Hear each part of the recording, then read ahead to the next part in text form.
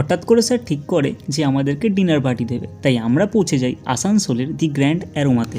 ভিতরে ঢুকতে সেখানকার ভাইব, সেখানকার অ্যাটমসফিয়ার জাস্ট লুকিং লাইক আ ওয়াও, বলে বোঝানো যাবে না, জাস্ট অন্য লেভেলের ছিল। আর যেহেতু আমি প্রথমবার কোনো এত বড় রেস্টুরেন্টে আসি, সো আমার ফিলিংস তো মানে আকাশ ছোঁয়া।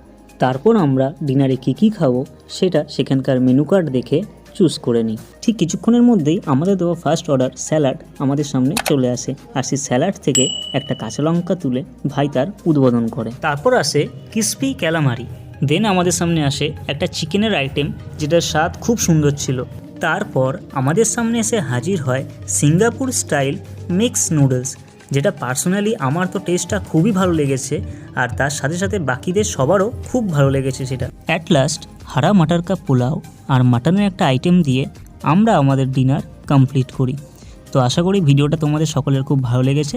দেখা হচ্ছে একটা অন্য ভিডিওতে, ততক্ষণ